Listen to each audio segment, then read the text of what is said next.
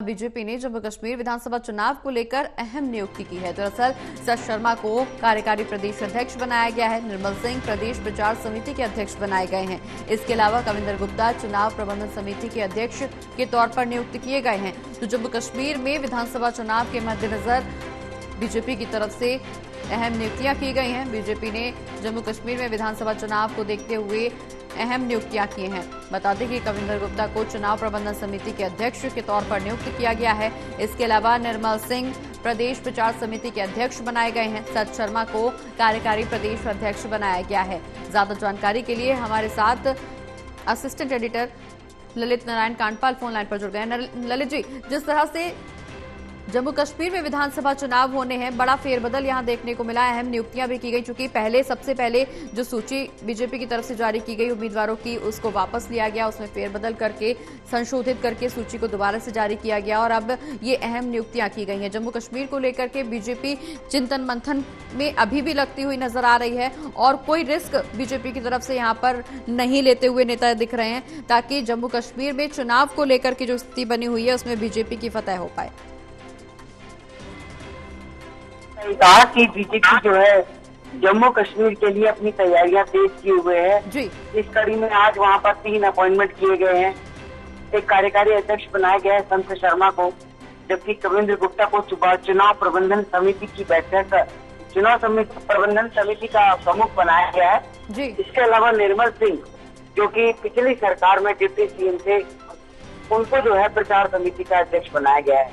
तो अगर देखा जाए तो जिस तरह की परिस्थितियां हैं, उन परिस्थितियों में सबसे अहम बात यह है कि भारतीय जनता पार्टी अपनी तैयारियां लगातार जारी रखे हुए है और वहां के लिए लगभग उम्मीदवारों के चयन का काम भी पूरा हो चुका है। कल एक आखिरी सूची जो है भारतीय जनता पार्टी की ओर से जारी की गई है। अब वहां पर संकल्प पत्र भी जारी किया जा चुका है।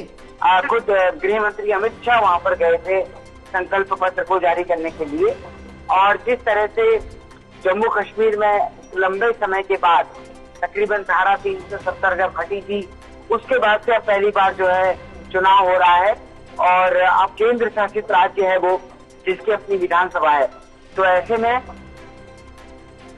सबसे बड़ी बात ये होगी कि किस तरह की चीजें निकलकर सामने आती हैं, ये देखने वाली बात होगी। बिल्कुल ललित, जिस तरह से विधानसभा चुनाव नजदीक आते जा रहे हैं, राजनीति भी तेज होती जा रही है। स्टेटहुड का मुद्दा हो, चाहे अनुच्छेद 370 का मुद्दा हो, राहुल गांधी बीजेपी पर हमलावर होते हुए नजर आए। हालांकि इसको लेकर के गृह मंत्री अमित शाह हो या रक्षा मंत्री राजनाथ सिंह, दोनों की तरफ से पलटवार किया गया। बिल्कुल, धारा 370 का मुद्दा जो है, धारा 370 का मुद्दा जो है वो लगातार गरमा रहा है और निश्चित तौर पर उसको लेकर जो है हमला हो रहा है और खुद राहुल गांधी अभी तक जो है इसको लेकर जवाब नहीं दे रहे हैं। तो देखा जाए तो कांग्रेस पार्टी इस मामले पर अपने स्टैंड क्लियर नहीं कर रही है। अब उसमें देखना ये होगा कि आने वाले दिनों में धारा 370 का मुद्दा कितना अहम रहता है, क्योंकि सबसे महत्वपूर्ण होगा ये मुद्दा।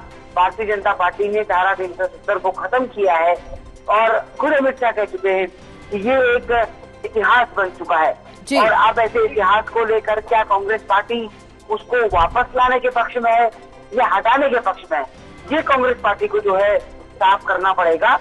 और जिस तरह की स्थितियां है उसमें नजर आ रहा है कि अपना रुख जो है इस पर तय नहीं कर पा रही है। जी चलिए, बहुत बहुत शुक्रिया ललित जी, ये तमाम जानकारी हमारे दर्शकों तक पहुंचाने के लिए।